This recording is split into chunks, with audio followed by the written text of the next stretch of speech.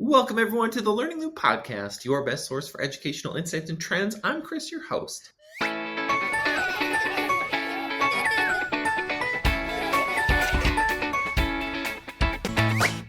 Today, I'm bringing you something a little different. We're featuring a recorded panel from the first ever Seesaw Symposium held on May 20th, 2025. This session is called Breaking Language Barriers, Accessible Learning for All, and is packed with countless ideas for making learning more inclusive, especially for multilingual students and families. It was originally recorded as a live webinar, so the audio may sound a little different, but the insights are too good not to share. Let's dive in. Welcome, everyone. We are honored that you are spending time with us here today at our very first Seesaw Symposium.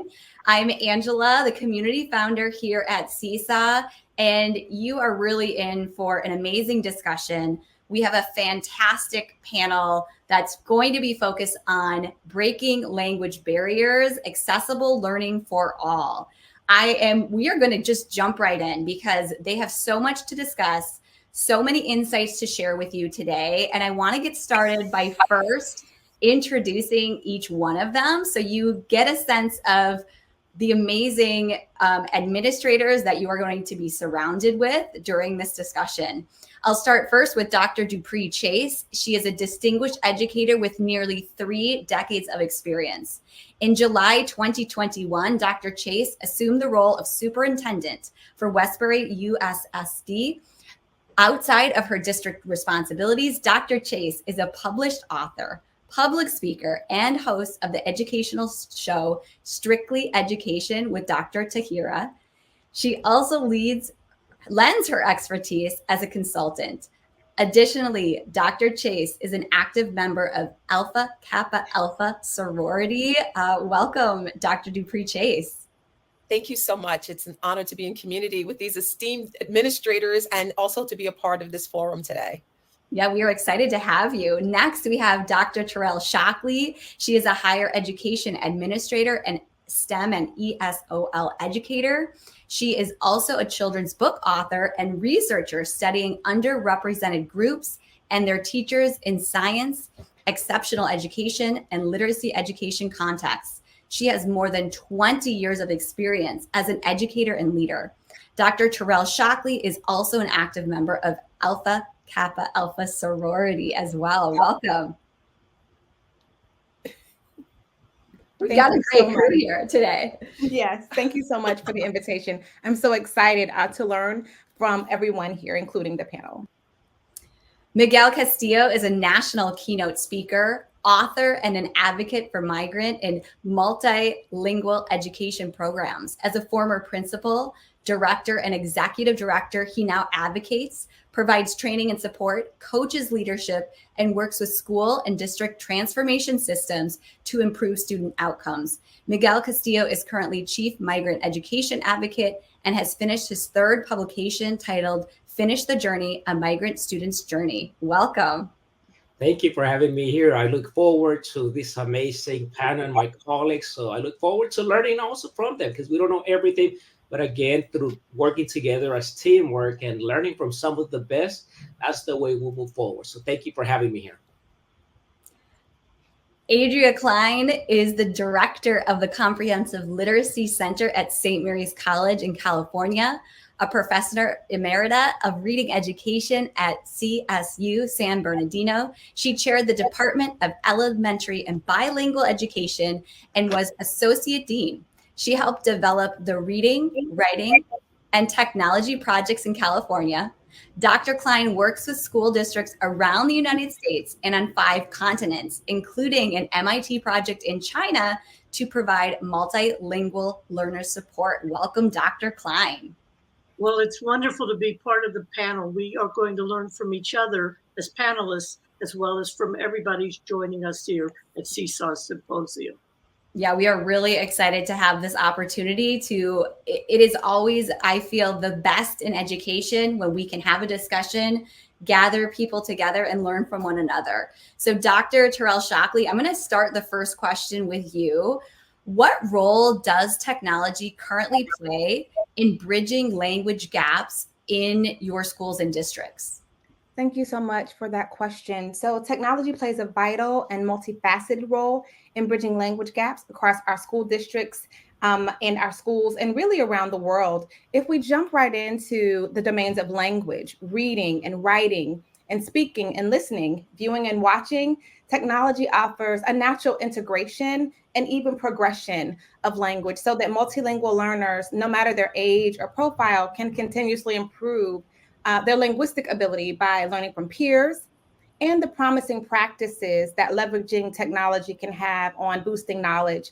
Technology encourages students to communicate respectfully, ethically, with passion, even in online environments, promoting the use of written language, print language, and opportunities for contributions to a digital platform or digital community, promoting digital participation, and preparing learners as global citizens, given the access to information. When you also think about a structured environment, and I put on my, Esau PK-12 hat, working effectively in teams is also a critical skill that technology offers in bridging language gaps. I appreciate you specifically calling out watching as one of the domains as well, because I think that's newer to some people. And I know that Dr. Klein, you have some ideas related to this question as well. I do, and I just appreciate how Dr. Terrell Shockley started this off, because I think young learners adapt quickly. As an older learner, basically I adapt a little less quickly, and I think we have to give ourselves space and grace for learning about the tools that many of our kids bring to us. It isn't about us always sharing with the kids. Often they help us. So young children learn more about dictation tools, how to navigate languages of the home, of the friends, of the playground, of the school, and we have to provide access to all forms of language. And there are dictation apps that my kids have shown me that help them.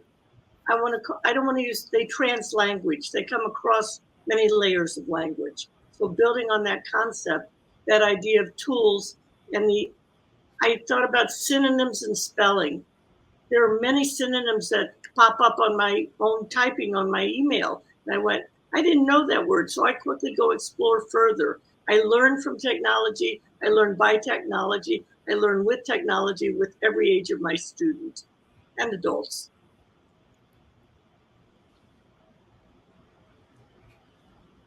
Miguel, would you like to add to the discussion?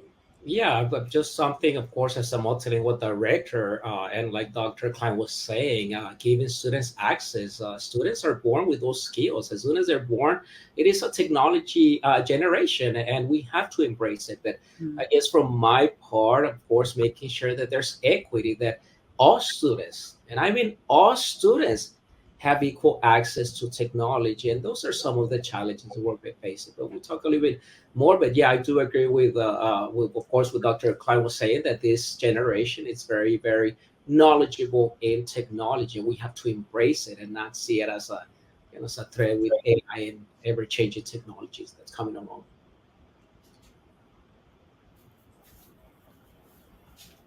And Dr. Dupree Chase, what are your thoughts? So this is a really brilliant panel, because what I kept hearing, and the common theme that I heard interwoven into everyone's response, was giving access, right? And we're giving our students, we're giving our scholars access to information through the technology. In the K-12 world, using technology to ensure that every scholar has access to the instruction based on how he or she learns. So that scaffolding information, customizing instruction. When we ask a teacher in the classroom to individualize or to tailor information or to customize the learning, I know just from being in the classroom many, many years ago that it's almost impossible to reach 24 different scholars, right? It sounds really good on paper, but in reality, it's almost impossible. The technology tool will enable a teacher to ensure that every scholar gets access to information based on how he or she learns. And using artificial intelligence has been really key in my school district in identifying how a scholar learns and tailoring the instruction to how that individual learns. But not only does it work really well in the classroom, what I'm finding is that it also works well with engaging our families at Westbury School District. And so using the technology with a multilingual community that I serve gives everyone access to information. When we send out emails, when we send out text messages, families can have it translated in their own individual language, technology. When we have personal in-person meetings, there's a QR code on the screen, and they can actually use the QR code to have real-time translation of what it is that we're communicating, so no one misses out on information. So it's the family engagement, it's the customizing instruction that I find that has been so useful in using in the classroom. Yeah, and I think that one of the things that come to mind, probably because I just got out of the keynote focused on UDL specifically, is giving that access and being very aware of learner variability. So I want to dive a little bit more deeply into that. And Dr. Klein, I'm going to ask you to start first. But when we think of examples of universal design practices that significantly improve accessibility, how are you thinking about that as relates to student voice and choice? Well, I think multiple access points, I want to continue the theme. When we consider universal design, multiple access points to the same material. We have parents who tell me their students are helping them learn English as an additional language. And they appreciate the fact that the students' books they're bringing home, or the apps they have access to, or the material they're reading online, and videos and media of all sorts, gives them access. So the fact that there are multiple access points is a key part of universal design. But it also honors the uniqueness of each learner. As a multilingual learner myself, as a child of 4 languages in my home, and grandparents who raised me who themselves never learned to read or write yet, let alone in English. It was a rich home full of many languages. In fact, when I once asked, quick story, my grandmother could I have a recipe for my favorite rolls that she made? She told me, and I said, you have it written down? She said, no, write it down for me, which is the first time I realized she couldn't read or write.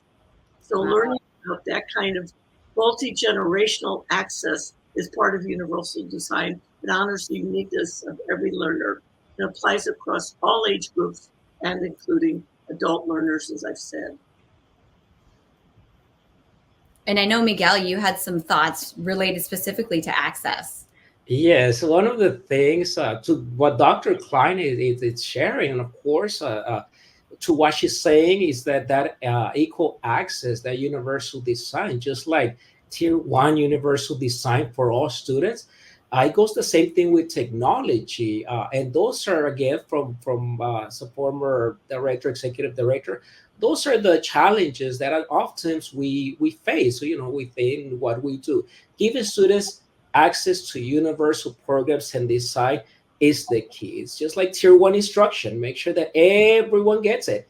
But our EB students, our families, they need in addition, and this is where the strategic funding to make sure that students have equity, access to the programs. And that's the way to move into providing universal design, whether it fits the instruction or programs for our students, because we know our students that need the most support are our EB students and our families. And that is very, very true to what Dr. Klein is saying, that we need to make sure that all of our students have access to the programs in a universal way. And in addition, using good uses of our titles monies. Mm-hmm. Mm-hmm. Right. I mean, I could not agree more with Dr. Castillo and Dr. Klein and their points about just access, but we also have to talk about, too, in building knowledge and building confidence, right? Mm-hmm. And we don't speak enough about building that confidence and making sure that our scholars they have this inquiry-based learning and they take personal interest in their own learning. And I can appreciate how I'm seeing this throughout the K-12 environment, where we are investing more and more funding and energy into PD and being very strategic about how we work with our educators to ensure that our scholars are actually having some agency in what it is they learn and how they learn. One of Dr. the DePree Chase, I'm so glad. Oh, I'm sorry. Dr. Klein, were you about to say it's something? hard on this kind of thing. Just quickly, the idea that you shared, and then I'm sure Dr. Terrell Shockley is going to add to the idea that older students can read to younger students. It isn't only about teacher-student interaction or paraprofessional interaction, but our fifth graders who were multilingual learners read to our first graders and gained agency and autonomy just by their own reading to younger children. It wasn't that they were reading lower books, they were reading to younger children. That provided the universal access as well. And it also provided confidence, right? Yes. It takes a confident reader to read to the younger ones, but it also builds the self-esteem and it builds character. I mean, there's so many wonderful attributes that can come from that. And Dr. Klein, I appreciate the vertical teaching that you mentioned as well, Dr. DePree Chase, how you reminded us about agency, because the flexibility that comes from the multiple means of representation and engagement is really key and helpful. It provides the access point that Miguel also mentioned for us. And it is an asset-based approach because you have this flexibility. So you're reducing stigmas that we know exist when students feel singled out as multilingual learners. And to your point again, Dr. DePree Chase, really boosts self-esteem, which we know is critical because learning a language can take a risk, right? If you think about, what people used to do a lot, round robin reading, it takes a risk. It's like, okay, Miguel, your turn, Adria, your turn. And so you're practicing in your head. But when you get these multiple means of expression and representation, and you see yourself as valid, and you have that agency, then you're willing to take that risk and read that content aloud. I think when you go ahead, Miguel. Yeah, just to add to what my colleagues are saying, of course, making sure that our students feel confidence and that they own it, the agency. And the key here are our teachers, the support that we provide as leaders, the support, the training, because teachers are the key to make sure that they empower our children. So, and in everything, as we know, teachers are the key to our children. How well are we supporting them from our points or from our levels? That is instrumental, and I'm sure all of us have been there. That teachers are the key to make sure that our students they have the confidence and that they build their self-esteem to make sure that they can go ahead and address any situation that they come into. So let's go down that road a little bit, because I'm hearing the word confidence. We're using that with students, but we also want educators, teachers in the classroom to feel that confidence when they are supporting their students that are multilingual learners. So Dr. DePree Chase, I would like you to start and share strategies that have worked well for training educators to support diverse language learners and they themselves building their confidence and abilities to do so. Sure. I mean, you hit the nail on the head with building confidence. And, when you have a confident educator in the classroom, that educator builds confident learners. And so I couldn't agree more. At Westbury School District, and I can speak about Westbury in particular, we were very intentional about what training should look like for all of our staff members, and in particular, those who work with our most diverse learners.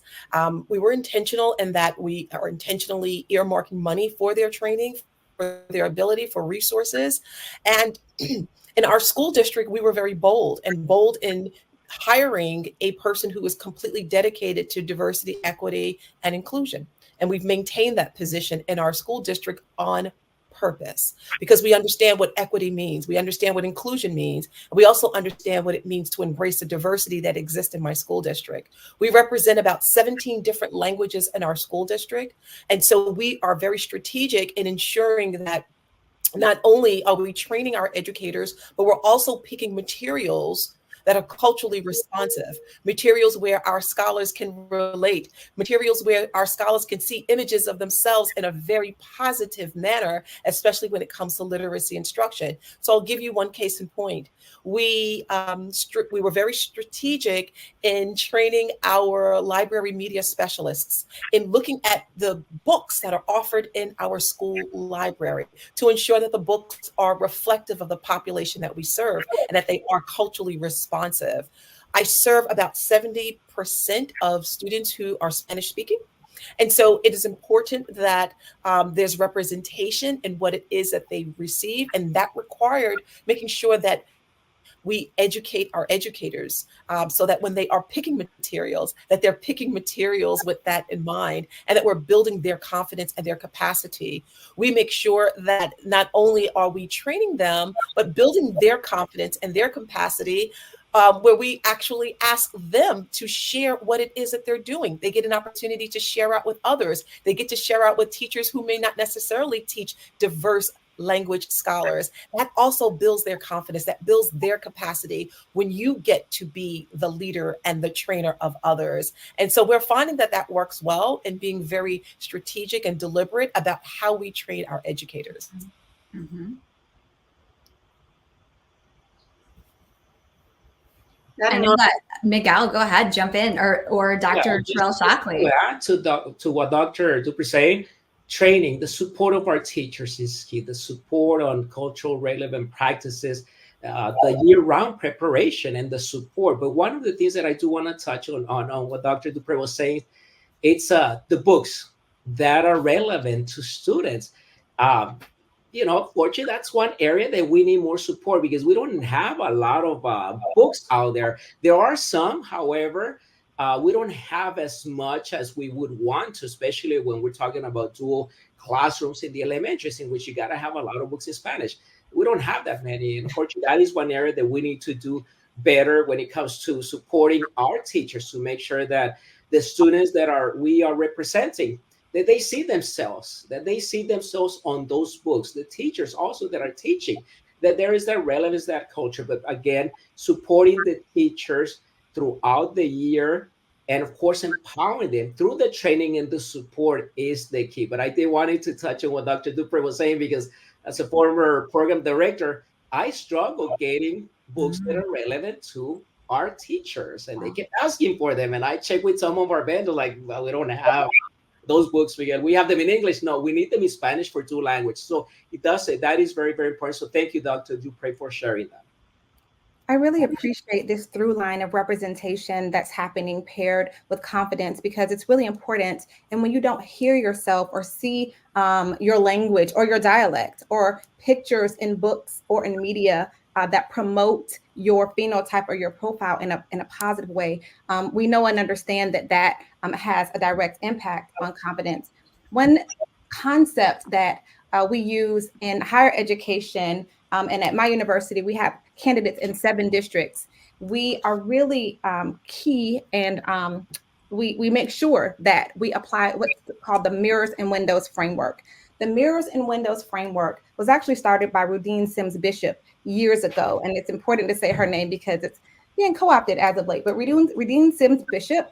And what that means is students have an opportunity to engage with other learners in their classroom or in their school or even across the world if you're able to make those connections. And Mirror provides an opportunity for students to see themselves in their world and their language intentionally and positively.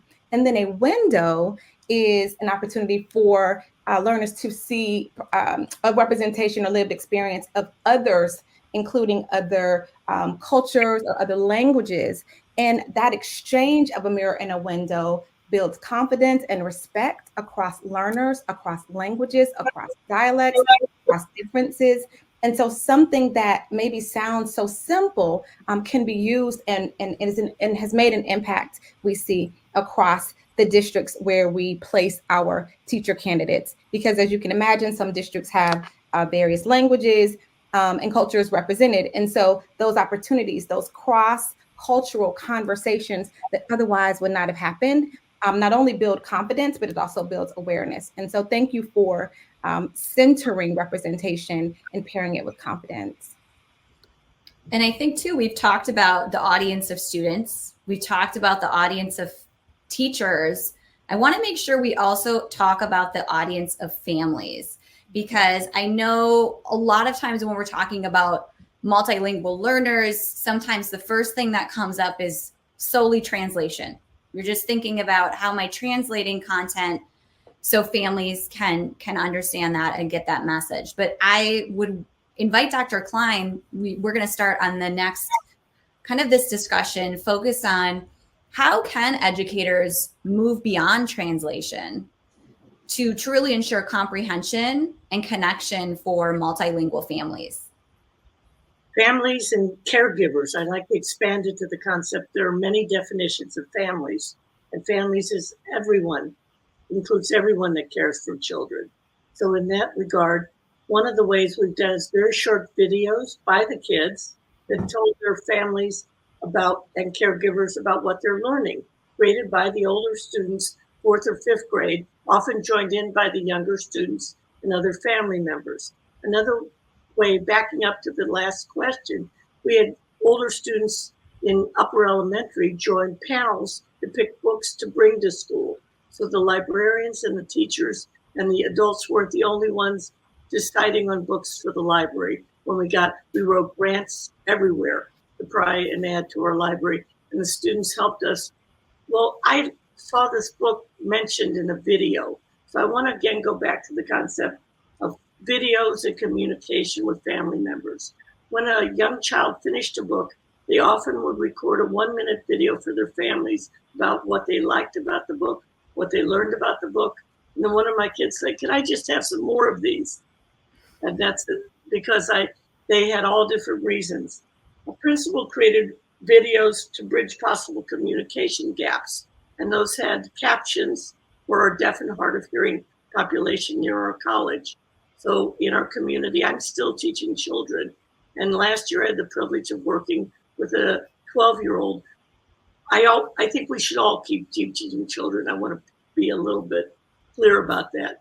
And so the tutoring I'm doing after school one day said, basically, I need something for my grandmother who has hearing problems. So we created closed captioning for that child and showed them how, and they provided access to their videos. The videos were great, but they didn't have closed captioning. So that's the kind of access I'm talking about, expanding those outreach, both in book selection and in communication. It's not about the adults communicating always.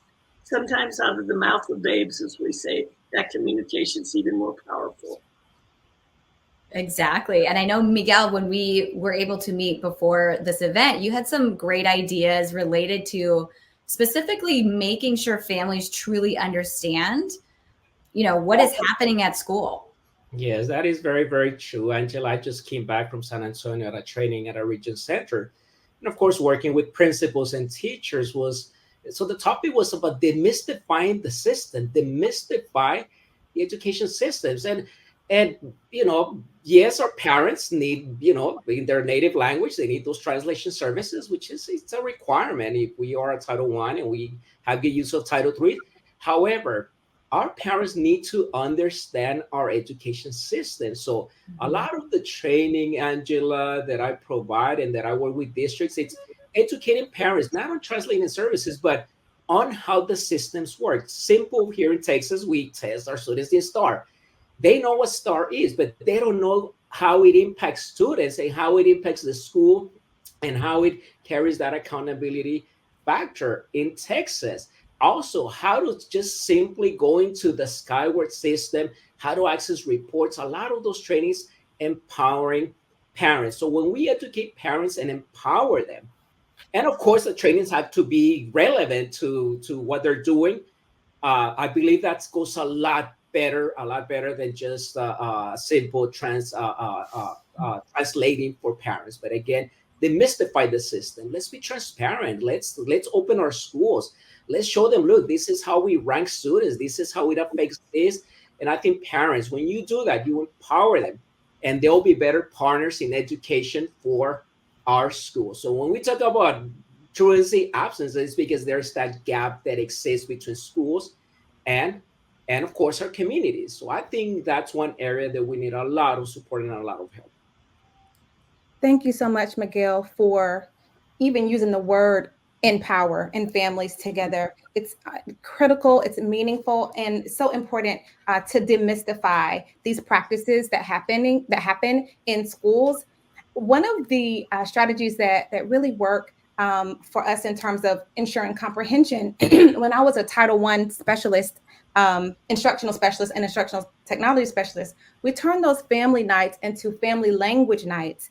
And we organized events for families to bring in different sort of cultural artifacts from home and aimed to empower the families. We wanted them to be the teachers and we were the learners. And then that power shift, we saw a difference. We saw a difference in engagement. I wish we would have collected more data on that, because parents then saw themselves as a community. It was not, that's the school where I send my child. This is our school. And so when you empower families and they feel like they have a seat at the table, then, right, they feel empowered to voice, concerns, join in more often. And it really, we saw boost participation and increase that word agency that we talked a lot about before. The other thing that I wanted to mention is just the opportunity for, storytelling and even testimony that can happen with hearing from families. And one other thing is school home projects. I'm a STEM ESOL educator. I taught ESOL biology, middle school science as well.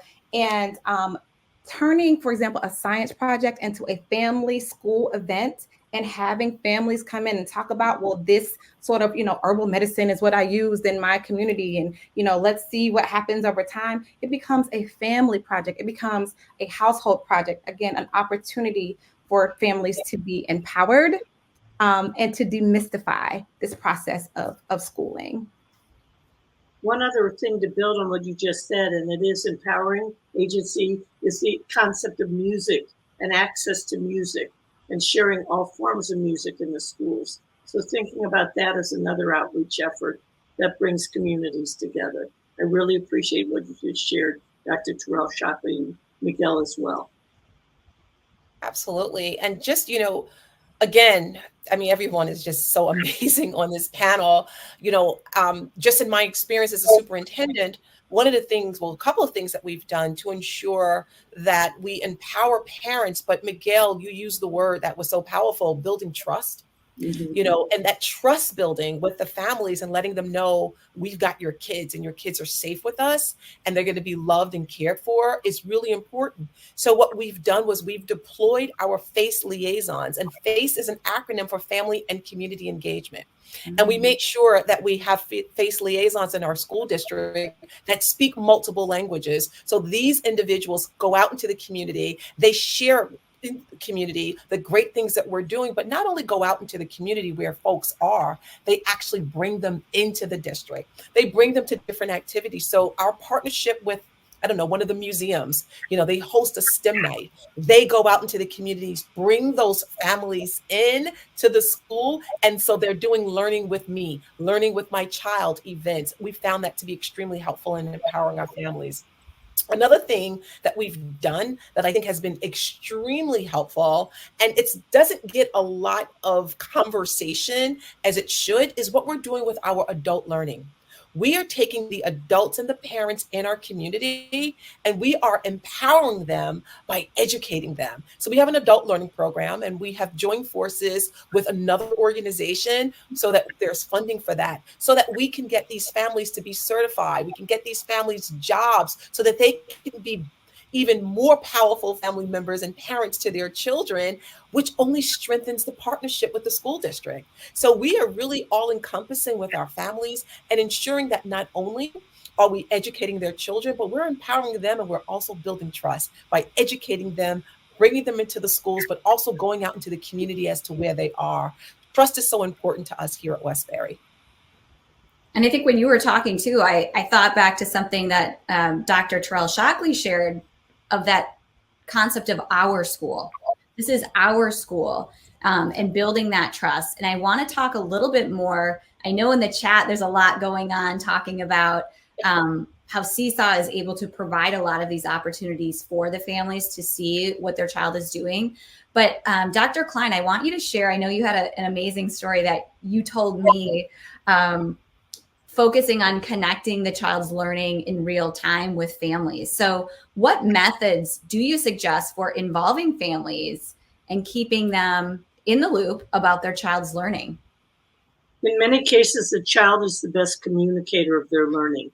and if we help our children have their voice and explain. So one of the words that our system requires is those sight words, they call them. That's inappropriate, but that's the term. And the one the child was having trouble with was the.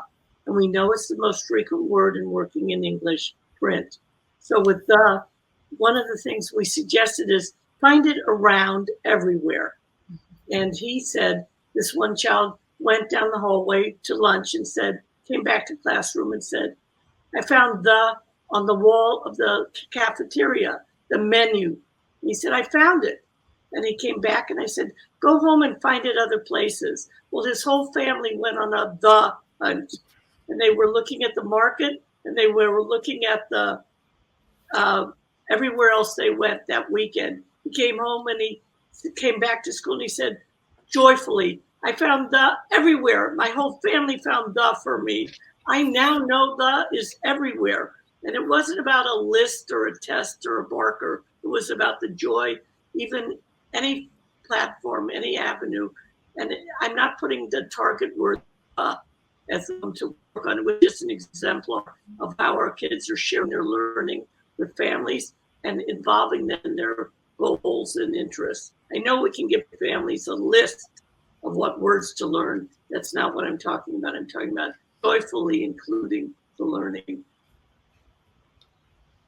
And those joyful opportunities to share learning. And I know a lot of people are talking about different technologies that allow that to happen. Obviously, Seesaw, we all know that is a great way to allow that window into the classroom, into their child's thinking. As you mentioned, Dr. Klein, that they get to tell their story, they get to share their voice. But Miguel, I want to pass the mic to you because we had a great conversation about this topic and just thinking about getting access for families to these tools. Yes, Angela, just giving access through our programs, training to our parents is crucial. So it goes back to demystifying the system. Again, training our parents how to access our programs, because a lot of our programs like Seesaw, parents have access at home also. But the training of our parents, Angela, is crucial. Now, a lot of, as a former principal program director that handled, federal monies, a lot of that training, someone training our parents through our title monies, it's allowable. That is part of our Title III funding. That is part of our Title I. So it is allowable under those premises. So training parents on access, how to access, and of course, demystifying the system is crucial. One of the things, Angela, that I did some time back to school, they were struggling with parents understanding the testing program. So I demystify the testing in Texas with some of the trainings that I do. And what happens that I put the parents on the same role as the students. So I told the parents, now you're going to take the real test. Of course, it was a mock test so that they understand what kids go through. After that training, Angela, you should have seen the interest of the parents of the community. And of course, wanting to support more the schools because now they knew what their own children were going through and what it meant. So when we talk about empowering, we're talking about training, but giving access to our parents like Seesaw or other programs at home also, but training them through our school systems. And the training, it is allowable. All those things are allowable under our title monies because it is part of our parent engagement, Title III, Title I. So again, we have to make sure that we have a good plan to make sure that we empower our parents. So the key word is empower. I love that word empower. And I know we have a few more minutes. I want to ask the panel one more question, and then I want to hand it over to those attending live to ask your questions as well. So you can start getting those in the Q&A if you haven't shared yet. But for those that are watching today, I know we've talked about a lot of different things. I'm curious with the panel, what is one step that they can take today to improve accessible learning for multilingual learners and for all students? Dr. Dupree-Chase, I'll start with you. So be intentional about your goals for our multilingual learners. And those goals should be the same as all learners in the school district. And when you set those goals high, then it is important to identify allocations and being intentional about what it is that you want to do, coupled with resources, will ensure the success of all of our multilingual learners. Those things are really, really important, that we are intentional about our plans, intentional about our goals. And it's also important to be collaborative about what it is that you want to do, be communicative about it, making sure that you bring all stakeholders to the table about what it is that you want to do, and it can be done. Thank you.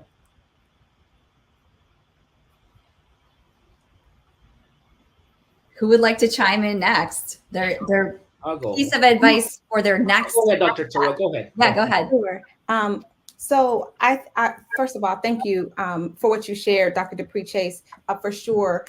In terms of our goal setting, I also want to offer the opportunity for students. We should offer students the opportunity to respond to our instruction, respond to our assessments, regularly assessing the student experience through surveys or check-ins, and using that data to make informed adjustments is really important. And not just what they think and not just what they know, but also how they feel. We are whole people, right? With feelings. We don't just have a brain, we also have a heart. And so doing that check-in for students to understand their experience as multilingual learners, their lived experiences, is going to really have a direct impact, or so we've seen, in terms of humanity. And that's how you access them, because you know how they feel and you know what they think. And that's something that we can start doing right after this meeting.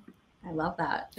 Thank you, Dr. Terrell, Dr. Dupree, engaging the stakeholders, surveys, asking, how do you feel? How's your experience? Crucial to multilingual learners. So one of the things, if there's something that we can take away, it's make sure that parents and that you engage them in the process. Now, we know that planning, budgeting, Title I, Title III, those are requirements. Those are requirements under ESSA, that parents are engaged in the planning process. So the question is, are they? And I know, that's one area that we can improve, but for the most part, they should be. So when you bring them in, you're going to have partners in education that will be supporting you throughout those things. But again, if anything that I can tell educators out there, slowly demystify the system, empower parents, slowly chip away at those things that have not been working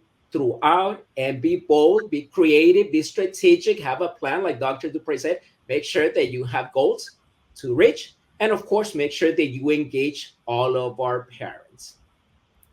And intentionality again, making books available, making access, and demonstrate. The children can demonstrate for the parents. It isn't a one-way plan. I learned this today. Let me show you how I learned to do something. We're all learners, from the youngest to the oldest. We never stop learning. Intentionality, every word that everyone used, it's a joy to have been part of.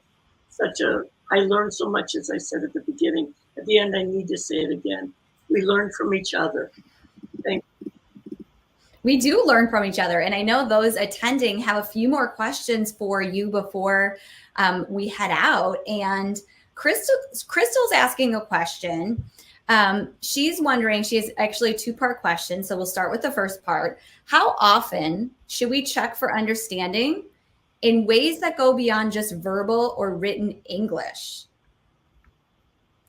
Who would like to take this one? Go ahead, Dr. Terrell, and I'll add to yours. Yeah. So checks for understanding can be informal, but I think it's important. I know it's important for it to be systematic. And so at least weekly, right? So by Friday, even if it's a smiley face, a frown, or a straight face, right? Mm-hmm. So getting beyond, to your point, Crystal, about verbal and written, to get at what students want to know, right? The basic data, what did they learn? What do they want to know? And also, what are they interested in knowing? So those checks for understanding can drive a multilingual classroom, and having that data over time, I think you're gonna get to know more about your students. And the reason that I mentioned the smiley face, it actually comes from when I was a reading specialist in the literacy world, the Garfield interest inventory. just augmenting that, something quick for your students as a check for understanding. And you can see, oh, Ebony put a frown, right, under this particular question. And so beyond reading and writing, we talked about some other domains of language like speaking and viewing and watching as well. And then interest. I saw a lot, I moved a lot of readers when I was a reading specialist based on those books that Dr. Dupree Chase talked about in libraries, and Miguel as well. And Dr. Klein with families by students' interest. I hope that helped answer your question, Crystal. And I'm going to punt to Miguel now. Thank you, Dr. Turan. You just said almost everything that I was going to say. But yeah, weekly, the students, so you want to have actual data throughout. You don't want to wait until those 9 weeks and so on, because there's a lot of time in between. But basically, when it comes to EP students, and also if they're struggling academically, the progress monitoring, the more often you do, the better. Now, it might seem like a lot of those things, but trust me, the data will be instrumental for your instructional changes as they continue growing. You gotta have the data. You gotta have it recently, and that's what will drive your instructional decisions as you adjust and tier your instruction for students. So technically, I do want to say, because I know teachers do a lot of work, the more the better, but be strategic. Be strategic with what you want from the data to improve your instruction. But thank you, Dr. Terrell. You just said everything that I was going to say. Glad you're very aligned. Go ahead, Dr. Dupree Chase. And I think just to add to both of these brilliant responses, oftentimes when we think of check for understanding, we think of verbal, we think of what's on paper.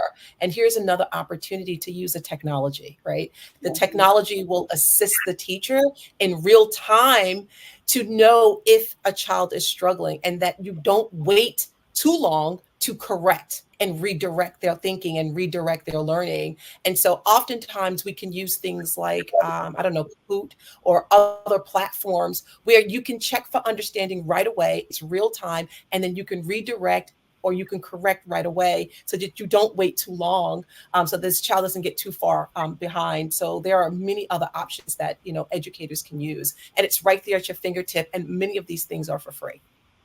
Yeah. And I'm going on to the next question, because Vanessa is wondering, her question is, I have students who are nonverbal, but they use communication devices. Mm-hmm.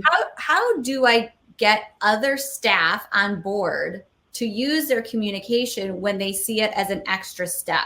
And I guess I'm going to broaden this to other groups of students as well that have needs, that maybe it's hard sometimes to get other staff on board. They think something is an extra step. Oh, I need to do this for the student. It's an extra step. How would you respond to that question? No one is a single dimensional learner. Mm-hmm. From the standpoint, they aren't just a language speaker. They aren't just a need for one particular thing. As Miguel said, there's so many aspects to the learning that are critical. And so step in somewhere. I know I was hesitant to upgrade my operating system on my computer, but what would be the worst thing that happened? Do I cling to the old operating system, or do I take a step into the new? We need certainty, but we also need exploration. Our kids are explorers. We need to help them learn together. So encouraging them to be learners together. It isn't about I'm the adult and you're the child and you're learning from me. We're learners together. And this is a partnership. The best way I can explain my own anxiety about upgrading an operating system, we have to just step in and start. Be confident. Be confident. And I do want to add, for our non-verbal students, technology. Often technology is the best way for them to become verbal. Technology is the key. So it is a good practice. Now, it has to be intentional. So again, that's something that I've seen as a principle with our students that were struggling. Technology was the key. So after a certain time, guess what? They were talking. So technology is crucial for students that are nonverbal, eventually to move them into where you want them to be. Mm-hmm. I just wanted to add as well that, a reminder that we all benefit from, for example, assistive technology. We use it and that maybe don't even know it, having the read feature in Word, read back our work to us. And so maybe scaffolding in some examples of how that low-tech assistive technology benefits everyone is an avenue to help the teachers join in this effort. Also, if there is an IEP or a 504 for this student, there is also a mandate, regardless of how we feel about the use of such a device. But the other thing is, I try to remind people, and I try to think about the empathic way to this. What would you want for your child? Yep. What would you want for your child? If this was your child, would you do it? Right? This is someone's child. We have taken a charge in our model code of ethics as educators to support all children. And so I think it's reminding folks about that and bringing in that sort of, what if this was your relative, your family member? What would you want for this person is another way that we've gotten more people on board. So, yeah, and just building on what Dr. Terrell Shockley said, this question sort of puts in my head that this is a cultural issue at the school. If a teacher or educators might be reluctant to go an extra step, that's a cultural concern. And so when we think about having a culture of belonging in our schools, right, we really have to redirect the thinking, and redirecting the thinking is not going to happen overnight. And so it does sound like there may be a need for additional support, professional development, and what does a culture of belonging look like, to help people understand that sometimes a culture of belonging requires us to do things that's a little different, to go a different direction, to divert our thinking, and to try something new so that everybody feels like they're part of the culture. Just imagine what that scholar who has to use the assistive device feels like when he or she realizes that her teacher doesn't want to use that to help them access information. That child doesn't feel like he or she belongs to that culture. So I think we have to be, and I keep using the word intentional and deliberate. We have to be intentional and deliberate about what that professional development looks like so that we can build a culture of belonging and acceptance so that all children will feel like they're part of their school. Exactly. Great discussion. I appreciate all of you being here with us today, our amazing panelists, so many